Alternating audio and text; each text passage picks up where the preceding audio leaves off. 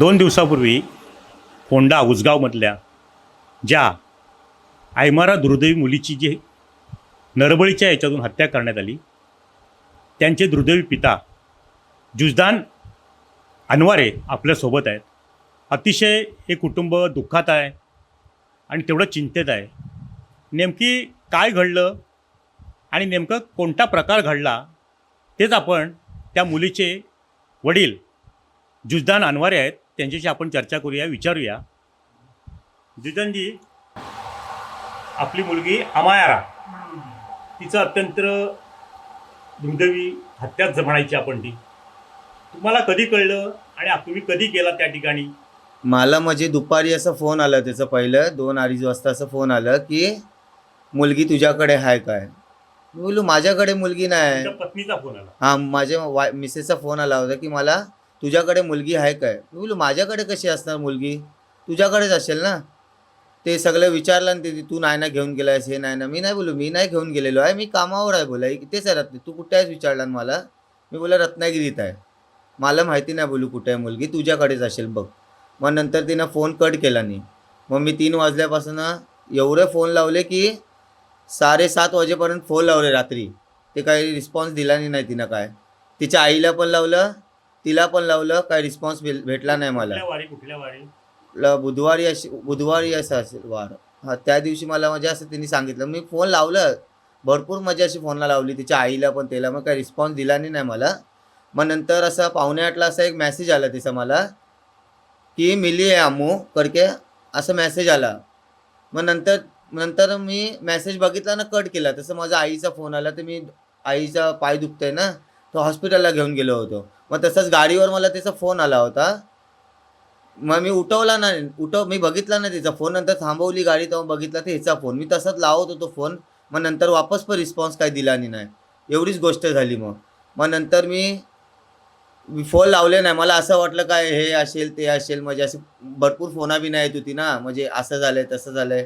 तर मी भरपूर फोनं लावली, हे ते समजलं मला. पण हे क्लिअर असं हाय असं काय समजलं नाही होता, का की त्यांनी मिसेसनी सांगितलं ना की मला भेटली मुलगी. मग मी नंतर फोन लावतो ते एक पण फोन नाही उठवला नाही. रात्री पण लावली, नाही उठवला नाही. मग मी झोपलो जेवण घेऊन खाऊ. मग काय रात्री नंतर भावाचा फोन आला मला, असं असं आहे, हे आहे ते आहे. मग मी नंतर काय समजलं नाही पुढचं. मग दुसऱ्या दिवशी मग त्याच्या बहिणीला फोन लावला. ती बहीण सांगते मला की ती नाही भेटलेली आहे अजून. मी त्याला सांगितलं मला रात्री फोन आला होता, भेटले असं सांगितलं ना मला त्यांनी. मग मी त्याला सांगितलं नाही भेटली ती बोलते मला नाही भेटली अजून. मग त्याच्यावर काय मी चर्चा केली नाही. मग मला थोडा हे वाटलं, टेन्शन आलं. म्हणून मी रात्री पोलीस स्टेशनला गेलो. मग दुपारी सर नाही होते, सरनी संध्याकाळी 4 वाजता असं बोलवलं. मी बोललो अशी मिसिंग कंप्लेंट माझ्यावर केल्या आहेत की पोरगी गेलेली आहे, हे आहे ते आहे. ते मला काय समजत कळत नाही, म्हणून मी तुमच्याकडे आलेलो आहे. काहीतरी सांगा तिच्यावर गोष्ट तुम्ही, काय ते मला समजत नाही. काय पोलीस स्टेशनला गेला? हे आपल्या खालच्या बाजार धनजी नाका आहे ना, त्या पोलीस स्टेशनला गेलो होतो मी.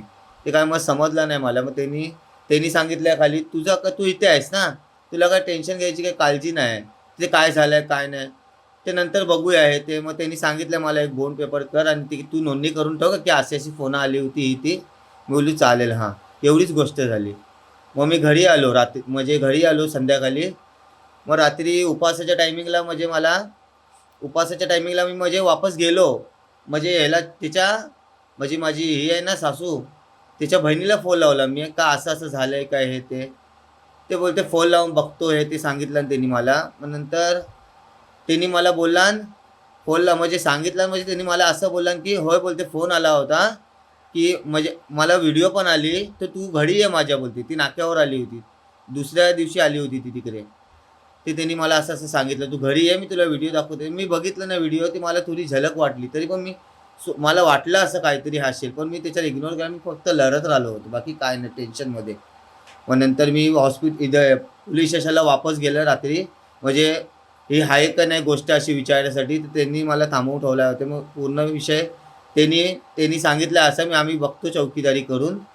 मग त्यांनी चौकी केला आहे तिकडे, तेव्हा समजलं. हां, मग मी तसंच रात्री निघालो. त्यांनी बोलल्या मग तुम्ही निघा इकडनं, असं झालं आहे. मग तेव्हा मी निघालो रात्री 12:30 वाजता असं निघालो तिकडनं.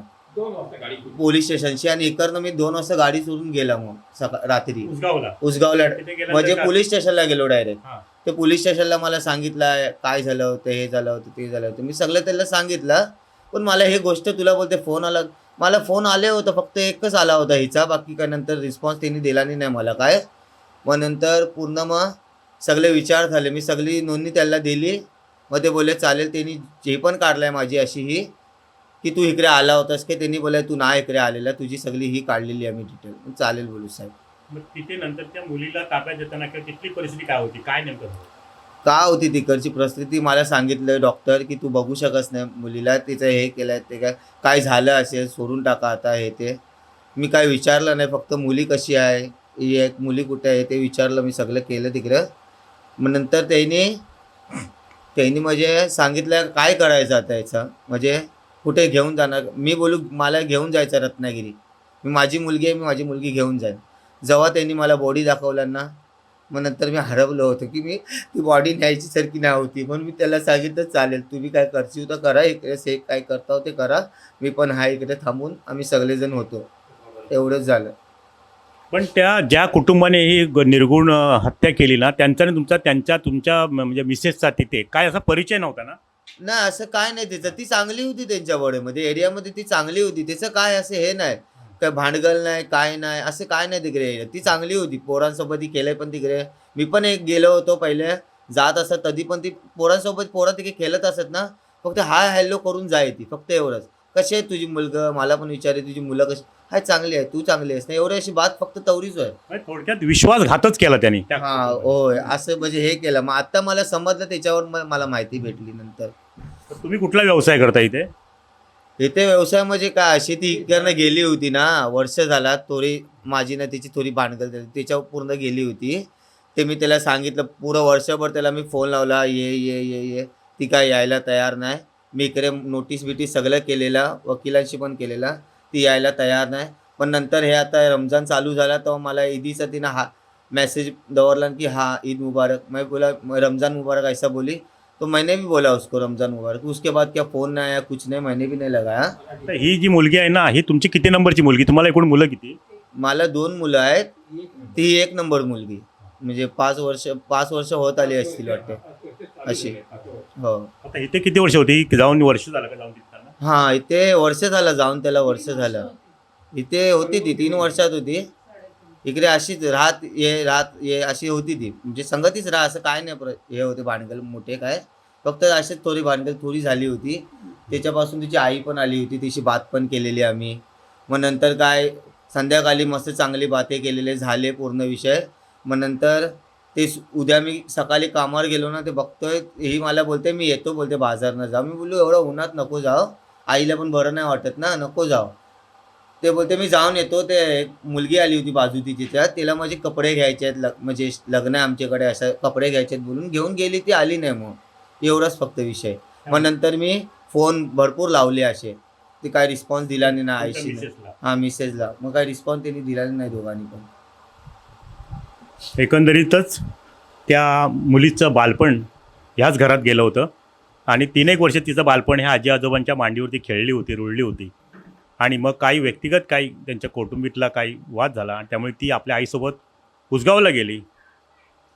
एकंदरीतच काय तर एक जीव जन्माला घालण्याकरता निष्ठुरपणे केलेल्या कृत्याने मात्र एका बालिकेचा जीव गेला, एवढं मात्र नक्की.